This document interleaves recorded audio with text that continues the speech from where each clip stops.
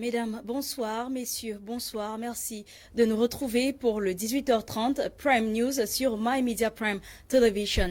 Le ministre de l'administration territoriale, Paul Atanganji, en visite de travail à Garoua, dans la région de l'extrême nord, a signé au nom du Cameroun l'accord tripartite pour le retour volontaire de 5000 réfugiés nigérians basés dans le camp de Minawao, signature qui a été faite en présence du gouverneur de la région de Borno au Nigeria, Babagano Umaru, et le haut-commissaire des Nations Unies. Des précisions avec Aileen Sama. MINAD boss Paul Atanganji, after having been received by the authorities of the Far North region led by Governor Mijiawa Bakari on Monday, February 9, 2021, met with the governor of Borno State in Nigeria, Babangana Umara Zulum, earlier received by Governor Mijiawa Bakari. The purpose of this visit is to see the repatriation of some 5,000 Nigerian refugees living at the Minawao camp that is hosting about 70,000 refugees since its creation in 2013. The tripartite agreement for the voluntary repatriation of the said refugees was signed today, Wednesday, February 10, 2021, by the government of Cameroon, Nigeria, and the United Nations High Commission for Refugees. The three representatives, Minad boss Atanganji Paul, Babangana Umara Zulum, and Oliver Guillaume Bier, respectively. The meeting of the Tripartite Commission for the Voluntary Repatriation of the Nigerian refugees was held at the conference hall of the Far North Governor's Office and went hitch-free. After this day, the 5,000 refugees at the Minawao camp in Mokolo, Far North, victims of the Boko Haram conflict in Nigeria, can now go home, while Minister Atanganji concludes his two-day working visit to the Far North. Le président de la République, son Excellence Paul Biya, adressera son traditionnel message à la jeunesse camerounaise dans quelques heures, en prélude à la célébration de la 55e fête de la jeunesse qui se tient chaque 11 février. Des citoyens de la capitale économique font part de leurs attentes sur le micro de Gladys Bomotongina. Alors que l'effervescence est à son pic dans les établissements scolaires en ce 10 février 2021, célébrant pour la plupart leur journée culturelle, l'attente du message du chef de l'État, son Excellence Paul Biya, comme toutes les années à cette même date, est d'actualité chez certains habitants de la ville de Douala qui n'ont pas manqué de présenter leurs désirs.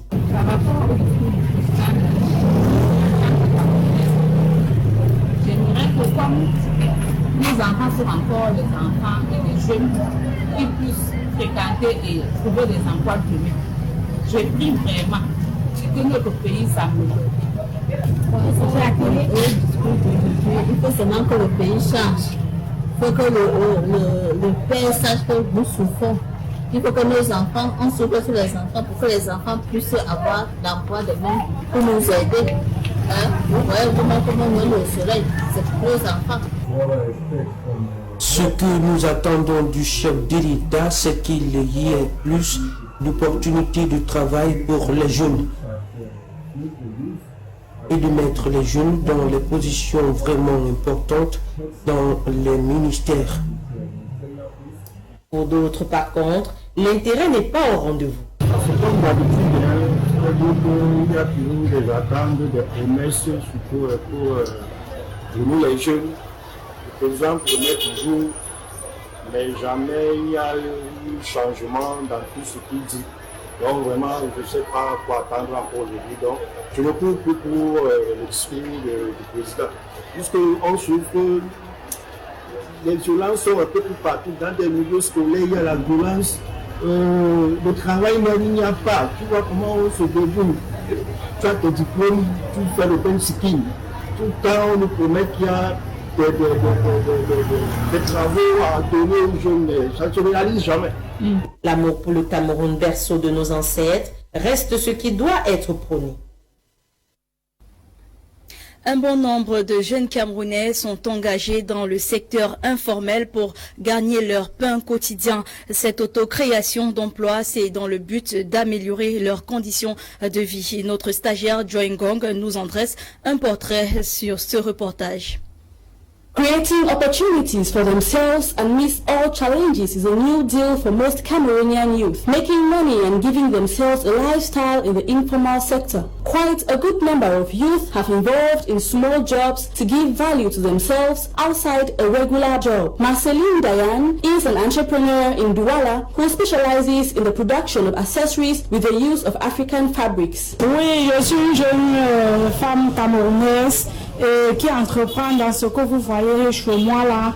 Je fais dans ça customisation, africture traditionnelle, vos éventails, vos chaussures, les sacs et les pochettes comme vous le voyez là. Her disgust for laziness and idle gossips pushed her to learn this trade which is footing her bills today. Ce qui m'a motivé à faire ce commerce, c'est que j'étais à la maison, je ne faisais rien, je ne pouvais pas passer tout mon temps à parler de Congossa, monter, descendre. Et puis moi j'ai choisi faire ce métier parce que j'aime bien entreprendre. There exist several small jobs for youth who will rather be independent. To this entrepreneur, youth should rather create opportunities for themselves instead of waiting for the older generation.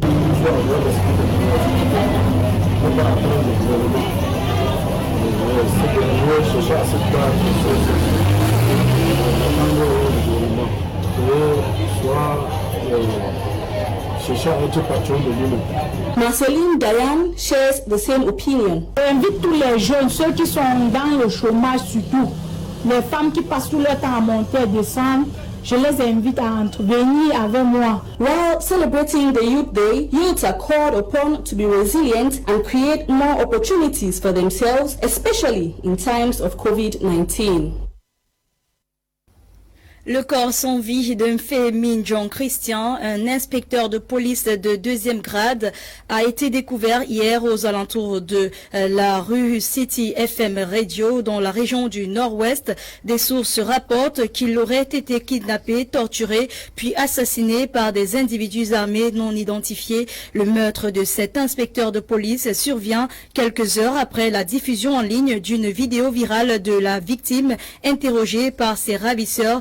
Ces restes ont été récupérés par les forces de maintien de l'ordre et disposés à la morgue de l'hôpital régional de Bamenda. Les agents de la police camerounaise ont saisi d'un important stock de boissons frélatées au lieu dit Kansik Lonkak dans la capitale politique Yaoundé. Passés aux aveux, les suspects Tekam Zali et sa compagne tenaient cette usine de fabrication des produits hors normes. Des précisions dans ce reportage. It is here in Kamsik Lonkak neighborhood Yaoundé Central region that police officers on duty with the collaboration of neighbors made the discovery of this clandestine factory specialized in the manufacturing and distribution of fake alcoholic drinks. The factory, owned by the named Tekam Nzali and wife, was being operated by the couple. Here, they made and sold fake foreign liquor of different brands. A stock of ethanol, cannabis, and CEMAC labels for different products were equally discovered. The two individuals have been arrested after confessing their acts and the products seized by law enforcement officers for further investigation. While equally in Bonaberi yesterday, another illegal wine factory was discovered by local authorities. Reports say the owner did not have permit allowing for the manufacturing and distribution of wine, which is contrary to the Liquor Licensing Act of 5th August 1999. With liquor counterfeiting in the national territory rapidly gaining ground, Cameroonians are called upon to be on the lookout when buying this liquor, which may be dangerous.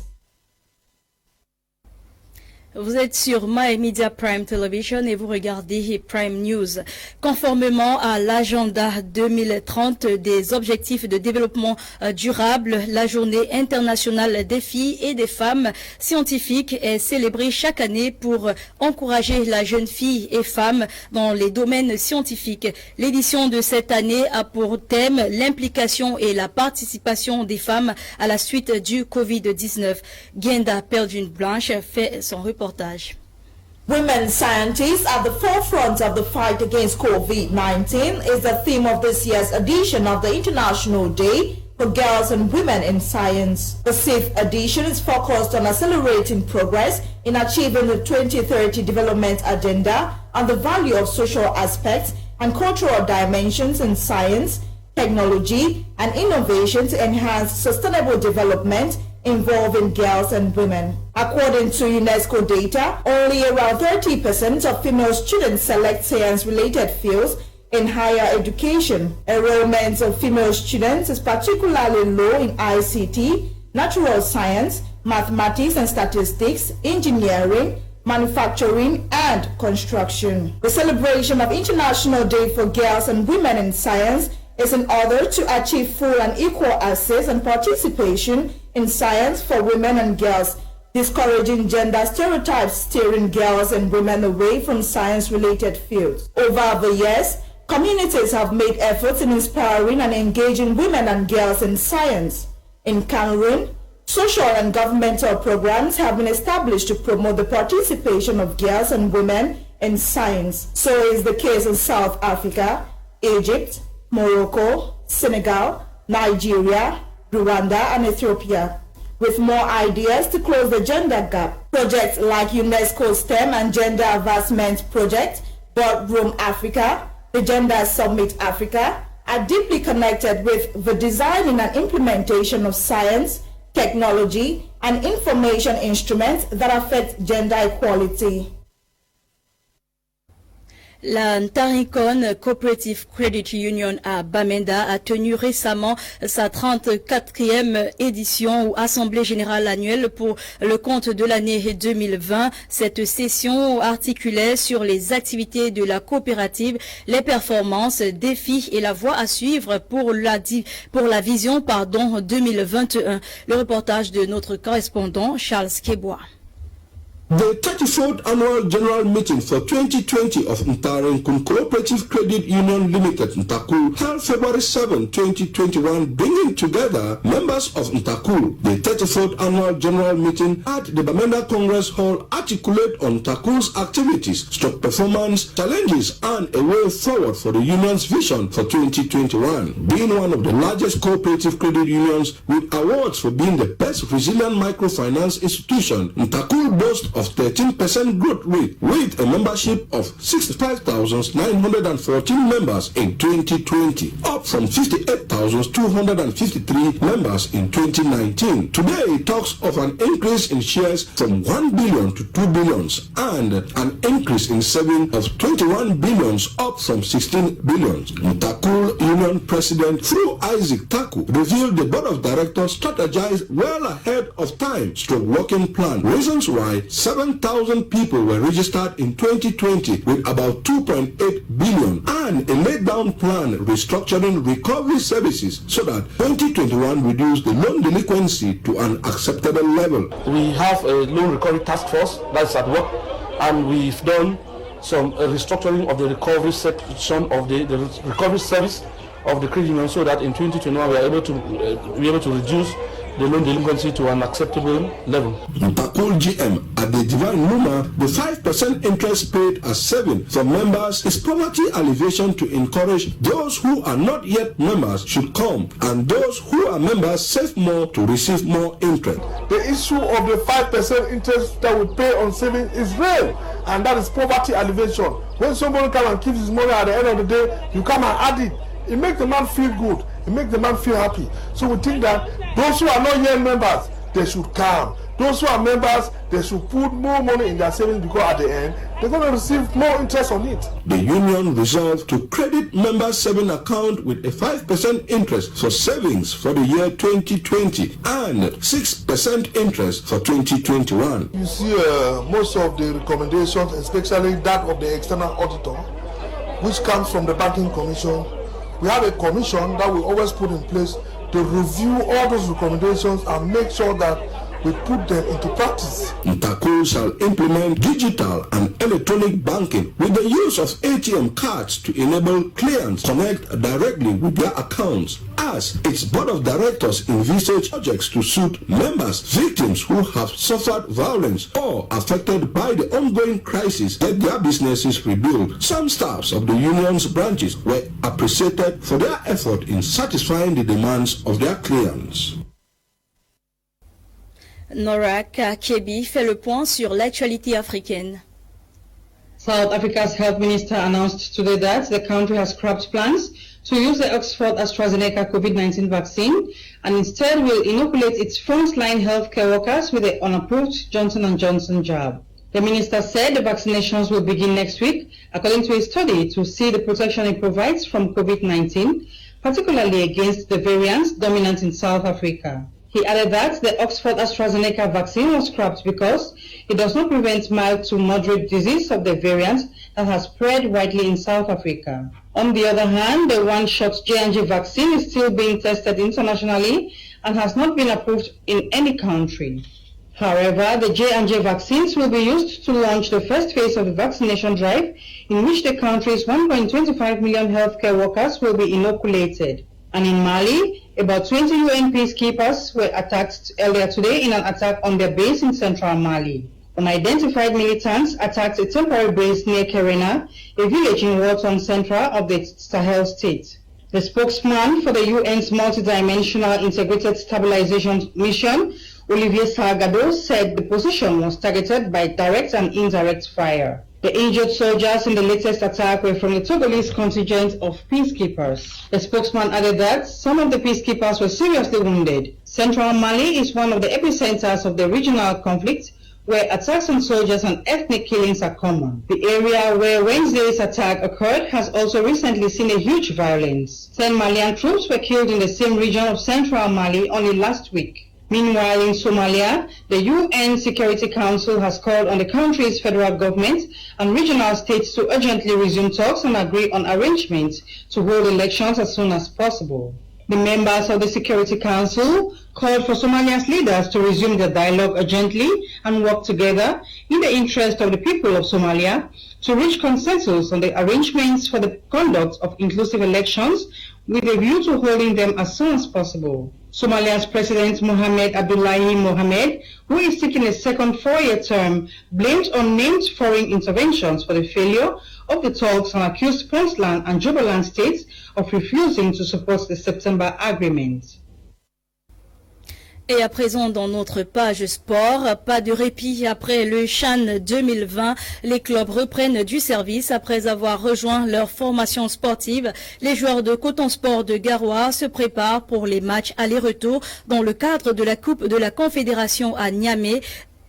Pour la circonstance, sont sélectionnés comme joueurs Félix Oukine, Thierry Chouente, Salomon Banga, Binjeme, Aurélien Etamengombe, Mamoudou Assama et Narcisse Junior Nlend.